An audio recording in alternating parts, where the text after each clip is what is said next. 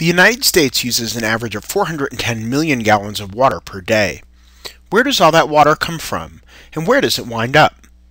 In this set of slides, we share some graphics from the Lawrence Livermore National Laboratory that illustrate where the nation's water supply originates and how that water is used, with a focus on the 11 western states. Here's an overview of the nation's water use in 2005. This graphic, also known as a Sankey diagram, depicts water usage by varying the width of the lines according to the magnitude of the flows. Nationwide, we tend to use more surface water than groundwater, and the top two users are irrigation for agriculture and cooling for power plants. But while most of the water withdrawn for power plants is eventually returned to the environment, albeit in an altered form, most water devoted to agriculture is consumed or evaporated. Now let's talk about the 11 western states. First off, we should remember that these states vary widely in their total water use, with California ranked first. By comparison, some inland states such as Nevada, New Mexico, Wyoming, and Utah use relatively little water. California is something of an outlier because its flows include massive quantities of water that are drawn from the ocean and used to cool power plants before being discharged back into the sea.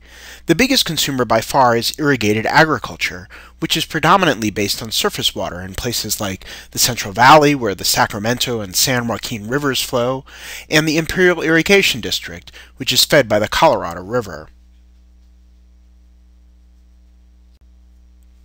As we move on to Arizona, it's important to note that the size of the rectangles and connecting lines are not comparable from slide to slide.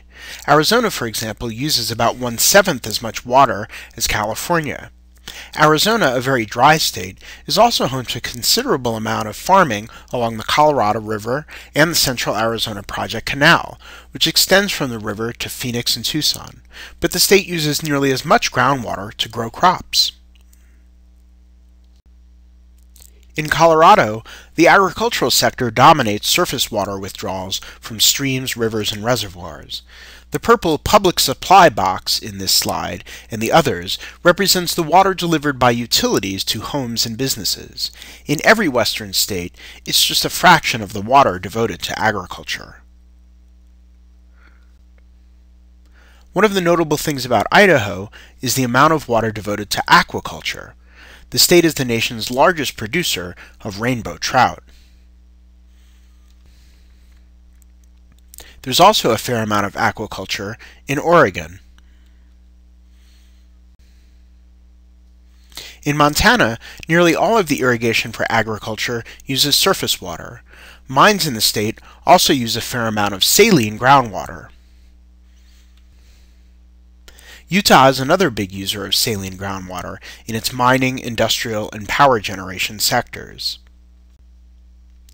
Wyoming uses even more saline groundwater, all of it for mining. Nevada's population is dominated by Las Vegas and surrounding communities, which rely heavily on water from Lake Mead on the Colorado River. By comparison, New Mexico's public supply relies mostly on groundwater, which is also dominant in the power, mining, and livestock sectors. Nearly all of the surface water that's used in New Mexico is devoted to agriculture.